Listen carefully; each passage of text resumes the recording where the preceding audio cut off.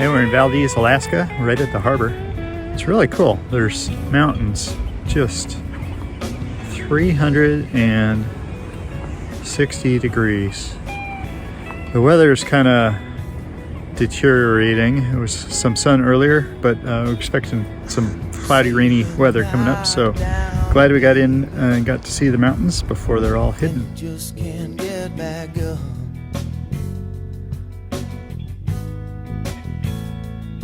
You've been thrown around one too many times. You ain't got no good luck. I feel very happy right now. Love being by the water.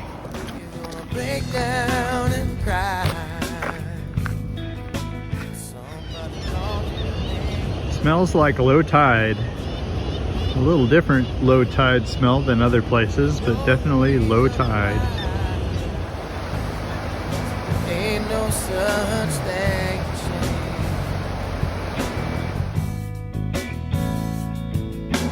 Ain't nobody gonna tell you different. Found a beach right across from Valdez. It's right by the Allison Point area. Anyways, and it has the best skipping rocks, a million of them, that you ever could find. Just wonderful. Got to be free. We're fishing at 10:30 at night. This is what our gym looks like this morning. Beautiful background. About 4 miles round trip and about 1,000 something elevation today, and have a good view of the mountain.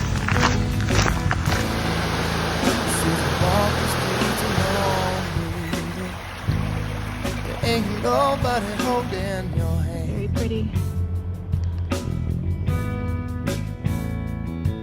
Said you looked everywhere, but you just can't find that man.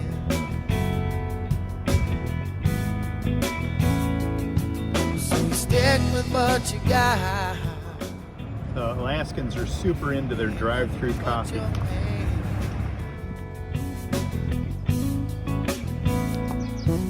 Gonna walk out of the door. We are following a trail. It's not much of a trail. Very overgrown with blueberry bushes. At least I think they're blueberry bushes. Well, we tried over there, but that was just a blind alley.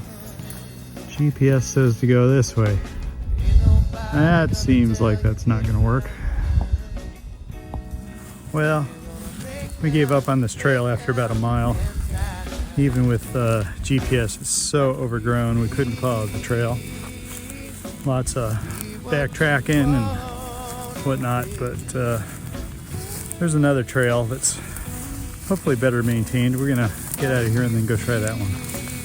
But the scenery is phenomenal.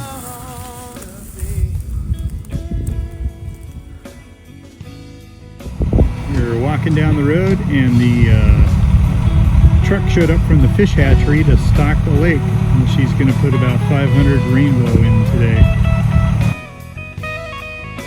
We went out the next morning in the kayaks to see if any of the fish that had been stocked were settled in enough to be hungry, but they were not interested in our spinners. The next morning, as we were starting to break camp, I decided to try one more time with my fly rod and caught a little rainbow trout that we had with breakfast.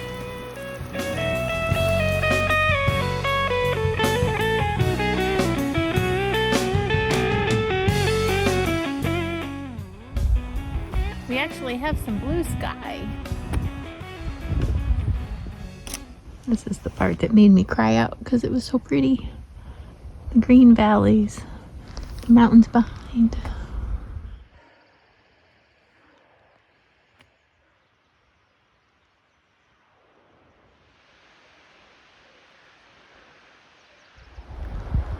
Looking back at the Richardson Highway from Thompson Pass.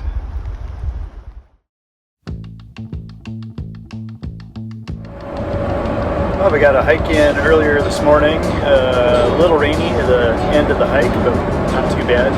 and we're glad we stopped early because it's turned rainy now.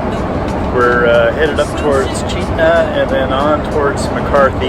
Not sure how far we'll go today, probably not all the way. It's 60 miles of dirt road to get all the way to McCarthy, so that's probably a bit much starting this time in the afternoon.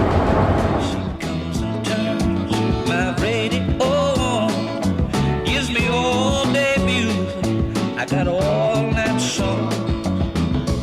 I'm gonna sing till the cows come home. Look what you went did, honey. You turned my radio on. Here's to love. So we've got the Copper River running over here.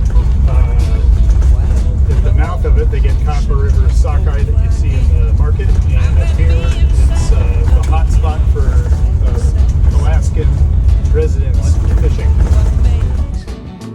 It all go around, turn it down with a smile, Lord, you'll hear the sound. She comes and turns my radio on.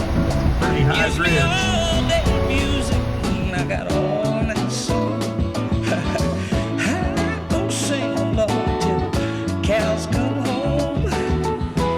I'm really thankful you turned my radio on. Here's to the Lord.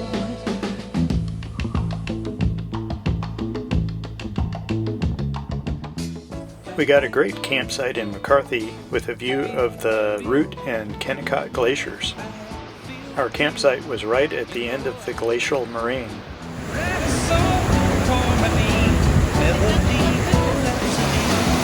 Just so you can see what that girl done to me and say it's really true. 5 miles above McCarthy is the Kennicott Copper Mine and Mills. From 1909 till 1938, the Kennicott mines produced over 4.6 million tons of ore. Till the cows come home, I'm really glad you turned my The National Park Service restored the copper mill in around 2013. Restoring it basically meant stabilizing the building. And since it's a 14-story wooden structure, that wasn't a simple task. Going through the building from the very top to the very bottom, we got to see how they separated the different grades of ore from the limestone in a multi-stage process.